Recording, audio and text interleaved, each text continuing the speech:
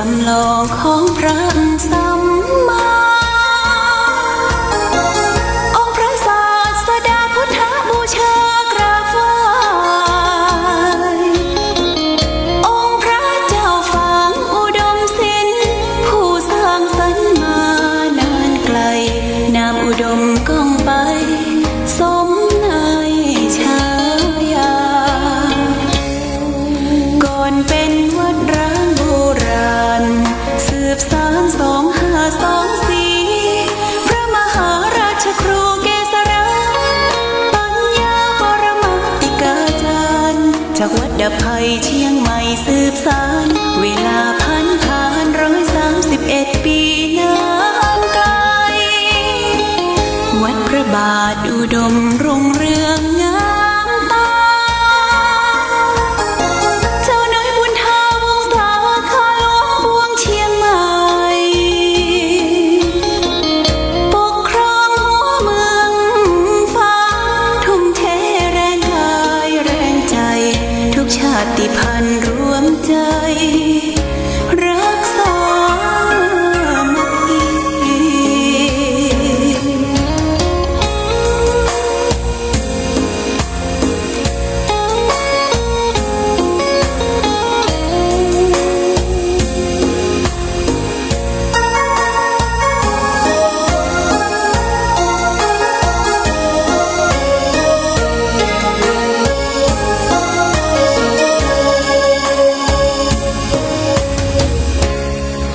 ก่อนเป็นวัดร้างโบราณ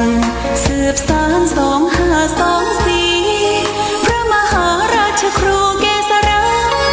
ปัญญาปรมาติกาจารย์จากวัดดับภัยเชียงใหม่สืบสานเวลาผ่าน131 ปีนานไกลวัดพระบาทอุดมรุ่งเรืองงามตาเจ้าน้อยบุญทาวงศาคาหลวงปวงเชียงใหม่ปกครองหัวเมืองฟ้าทุ่มเทแรงกายแรงใจทุกชาติพันธุ์รวมใจรักษามัคคี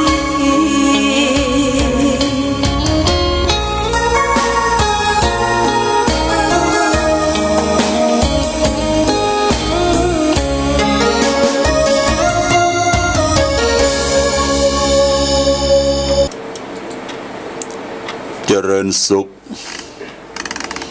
ศรัทธาสาธุชนญาติโยมท่านพุทธบริษัททั้งหลายวันนี้รายการธรรมะประทีปส่องต่างก็ได้มาพบปะกับพ่อแม่พี่น้องศรัทธาสาธุชนญาติโยมแห่งครั้งหนึ่งวันนี้เป็นวันศุกร์ที่15เดือนมกราคมพุทธศักราช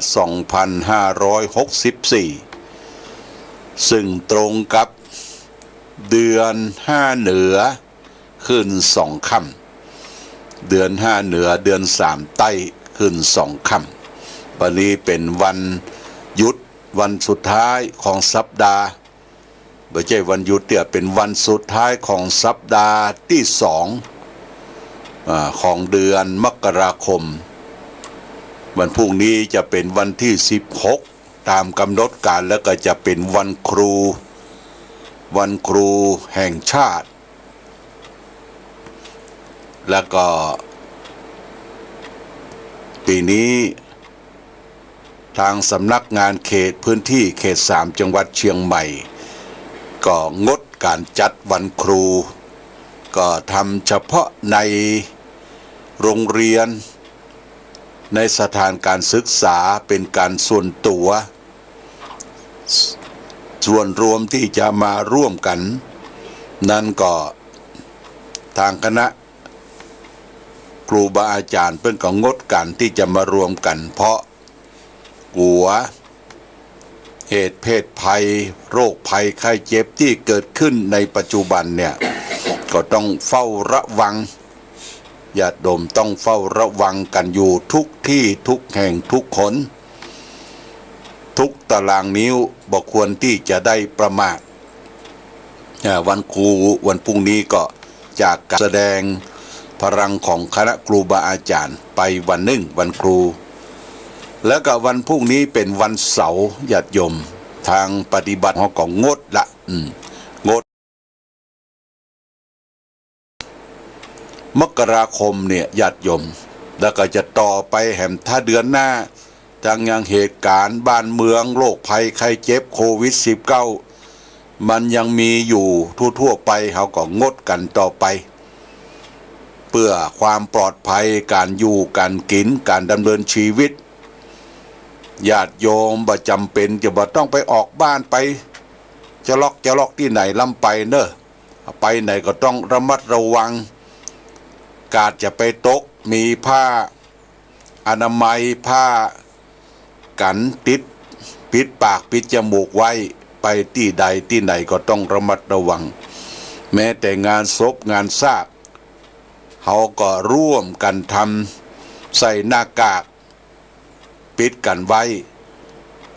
อาหารในบ้านศพบ้านซากที่ไหนเพื่อก็จัด New Normal คือจัดแบบระบบใหม่ญาติโยมกินข้าวกล่องนะข้าวกล่องก็แจกข้าวกล่องแจกน้ำกันไปอันนี้ก็เป็นส่วนที่เราจะพึงปฏิบัติได้ทราบข่าวว่าในโลกเนี่ยคนที่ติดโควิด-19 เนี่ยญาติโยมระลอก2มีจำนวนถึงประมาณเกือบจะ80 ล้านคนญาติโยมนะ80 กว่าล้านคนและคนที่เสียชีวิตไปก็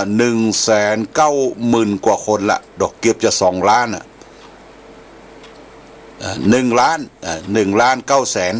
1 ล้าน 9 แสนกว่าคนญาติโยมพระโต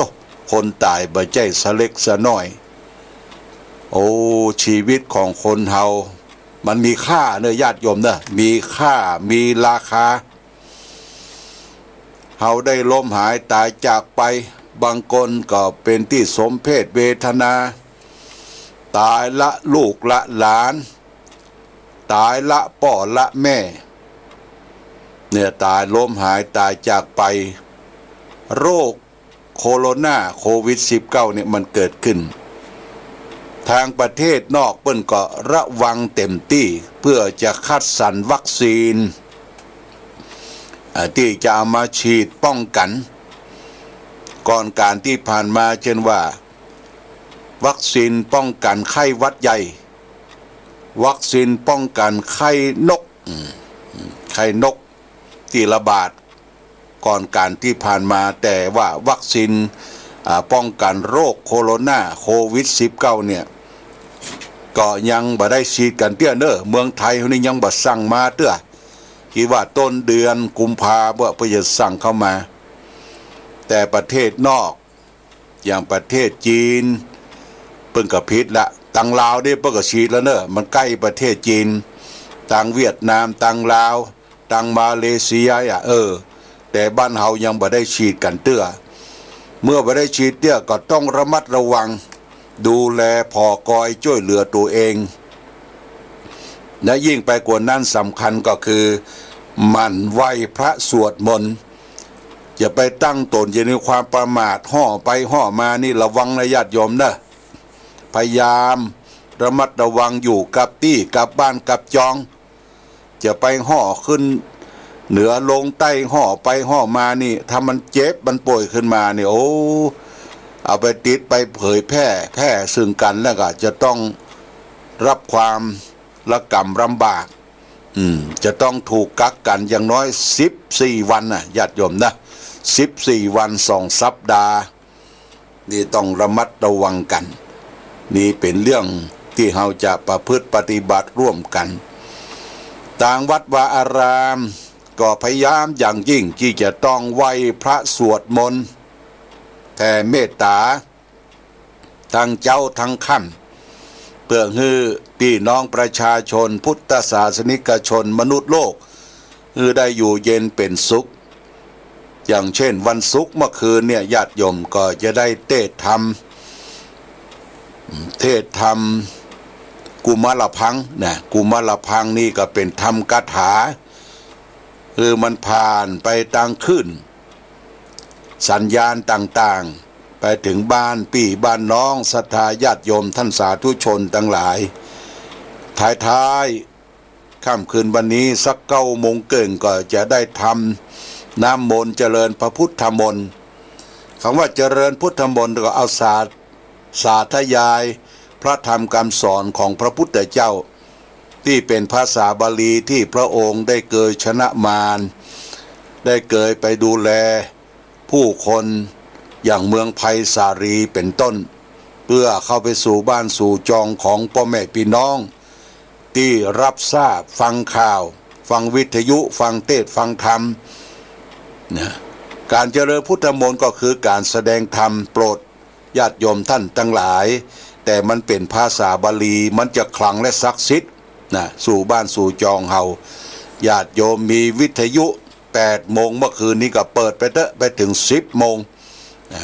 ทางสถานีวิทยุชุมชนคณะสงฆ์อำเภอฝางของเฮาก็ได้เผยแผ่หลักธรรมคำสอนขององค์พระสัมมาสัมพุทธเจ้าผ่านสื่อทางวิทยุญาติโยมก็เตรียมวิทยุเปิดไว้ทั้งวันทั้งคืน 100.25 เนี่ยเป็นแหล่งของการสืบสานเรียนรู้ทางวัฒนธรรมท้องถิ่นทั้งพระธรรมคำสอนก็จะได้นำหลักธรรมจากครูบาอาจารย์หลายที่หลายทางมาเทศมาแสดงธรรมคือแก่ศรัทธาญาติโยมในคืนนี้ตั้งแต่ 20 นาฬิกาเป็นต้นไปถึง 10 โมงเมื่อคืนก็ฟังรายการธรรมะประทีปสองทางภาคกลางคืนนี่ฝากไว้ได้จดได้จำได้บอกต่อๆกันไปโดยญาติโยมจะไปตั้งอยู่ในความประมาทจะไปเอี่ยวไก่เนอจะไปห่อมาเอี่ยวไก่อยู่บ้านอยู่จองอยู่กับที่อาหารการกินก็กินไปตามธรรมชาติผักไม้ไส้เครือของที่มันเกิดตามบ้านตามจองเฮาห่างวายที่ปลูกฝังไว้ก็ตัดตัดแล้วเอามาแกงใส่แกงแค่พ่องเอามาตำพ่องญาติโยมเนี่ยกินไปตามธรรมชาติบ่มีพิษมีภัยแต่ประการใดจะไปมักกินมักอย่างล้ำไปเนี่ยญาติโยมอันตรายเหมือนกันเนื้อสัตว์กินดิบเนี่ยนะอย่างเช่นวัวเช่นควายต่างประเทศเพื่อนบ้านเฮาประเทศอย่างประเทศพม่าเนี่ยเอาไปซื้อมาต้อนมาเนี่ยญาติโยมเปิ้นปล่อยควายปล่อยวัวเนี่ยสู่ป่าลูกสู่ป่าถ้าจะขายก็ไปเกิดมาขายในป่านั่นก็มียุงมีสัตว์นานาชนิดไปซับไปตัดต่อยกัดต่อยใส่วัวใส่ควายก็เป็นพิษเป็นภัยเหมือนกันจะต้องระมัดระวังของมันดิบเนี่ยญาติโยมนะต้องระมัดระวังกินร้อนกินร้อนนอนอุ่นนอนก็คืออุ่นนะกินร้อนนอนอุ่นช้อนกลางกินร้อนช้อนกลางนอนอุ่นนะก็ป้องกันตัวเองนะญาติโยมนะระมัดระวังวันนี้จะเอาธรรมะทางสุขใจมาฝากแก่ญาติโยมเรื่องอสรพิษที่ควรระวังนะอสรพิษที่ควรระวังนั้นหมายความว่าจะได้อันตรายภายนอกตัวของเฮานั้นคนเฮาสามารถระวัดระวังตัวและป้องกันบ่ฮือมันตกมาถึงตนได้โดยบ่ยากนักแม้กระทั่งว่านอนหลับไปแล้วหากมีอันตรายเกิดขึ้นกับคนเฮาก็ยังมีสัญญาณมียานพิเศษคอยปลุกคือตื่นพอตื่นแล้วสัญชาตญาณแห่งการป้องกันตัวก็ทำหน้าที่ลบหลีกอันตรายเหล่านั้นได้แต่แปลกยิ่งไปกว่านั้นอันตรายภายในที่บ่อนทำลายความสุขของคนเฮาเนี่ยบ่ค่อยที่จะระมัดระวังกันอันตรายภายในที่กล่าวถึงนี้ประการหนึ่งก็คือความโกรธเกิดขึ้นในจิตใจแล้วทำให้จิตเป็นบ้าขุ่นมัวฉุนเฉียวโกรธง่ายหงุดหงิดมีปกติคิดการหยาบการร้ายแก่ผู้อื่นทุกวิถีทางมันเป็นดังสนิมสาตราที่เกาะกินสติปัญญาเฮา และความว่องไวไหวพริบให้มันหมดสิ้นไปความเฉลียวฉลาดการพูดจาไพเราะก็สูญเสียไปโดยความสวยงามใบหน้าก็บ่มีเหลือละความโกรธจะเฉียดเฉียนความสุขในจิตให้หมดไปก่อนและก็ลุกไหม้เผาผลาญความสุขของตนที่อยู่ใกล้เหือเดือดร้อนไปตามกันโบราณว่าถ้าไผโกรธฮือนับ10เสียก่อนเนอะ1 2 3 4 5 7 8 9 10นะบนบอกว่าจะนั้นเพราะฉะนั้นหันว่าความโกรธเป็นเหมือนอสรพิษอันร้ายที่อาจจะเฮาและท่านทั้งหลายต้องระวัดระวังคิดหน้าคิดหลังยับยั้งชั่งใจด้วยสติธรรมจะเปิดช่องทางใช้สติปัญญาได้คิดได้อ่านตึกตรองก่อนเมตตาความปรารถนาดีและขันติคือความอดกั้นทนทานต่อความโกรธจะหยุดรากเหง้าแห่งความโกรธฮือพินาศไปได้ด้วยความโกรธได้แล้วโกทังคัตตวาสุขังเสติฆ่าความโกรธได้ย่อมอยู่เป็นสุขนี่เป็นพุทธภาษิตจากสคาถาวะ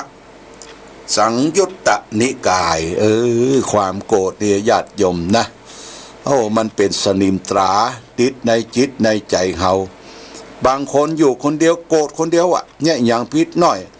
โกรธคนเดียวมิ่งอะไรว่ามิ่งตังเฮาเนี่ยบางคนก็เอาบอกอกวัดตัวเก่าบางคนโกรธขึ้นมาร่างกายเนี่ยบ่สมควรที่อยู่ในโลกไปกินยาตายวะแขนคอตายก็มีว่าถ้าโกรธขึ้นมาน่ะมันมืดตัวมืดเนี่ยตัวโมหะเขาครอบงำบางคนก็แสดงความเก่งกาจสามารถศักยภาพของตนเองเวลาโกรธโมโหยังบ่สมใจเอามีดมากรีดแขนตัวเก่าวะเป็นขึ้นพุทโธญาติโยมมันบรรลวกแตะน่ะคนนี้เนาะมันบรรลวกนะหลวงพ่อว่ามันบรรลวกนะแต่กินเหล้าเมายาแต่แสดงศักยภาพตัวเองฉลาดมันไม่ใช่ฉลาดนะมันเป็นความโง่เอามีดมากรีดแขนตัวเองเอาเลือดไปโชว์เพื่อนว่าตัวเองนี่สุดยอดเก่งกว่าคนอื่นเป็นคนยอมแพ้นะยอมการเพราะฉะนั้นพระพุทธเจ้าท่านตรัสบอกว่าฆ่าความโกรธเสียได้โดยเมตตาธรรมเมตตาธรรมเป็นเครื่องค้ำจุนโลกญาติโยมจะคิดจะโกรธเที่ยวมันพังมันเผลอไปเฮายับยั้งก็เอาละจังเตอะนะช่างเขาเตอะเฮาอาจจะเอาอย่างมาสู่จิตสู่ใจเฮาตึงบดตึงเสี่ยงนะมันเป็นไปได้ยากโลกทั้งโลกเนี่ยญาติโยมเข้าหัวอกหัวใจหมดจะไปยากอย่างอันเนอะอันยังก็ควบคุมมดควบคุมลูกเต้าควบคุมความเป็นอยู่ควบคุมคนนั้นตายอย่างในวัดในวาเหมือนกันญาติโยมบางทีเฮามีตาก็ทำตาบอดนะหันยังก็บ่เอามาเก็บเตื้อมีหูได้ยินก็ทำเป็นหูบอดญาติโยมหูตึงหูตึงหูบอดมีปากก็กัสสหับกัสสหับนี่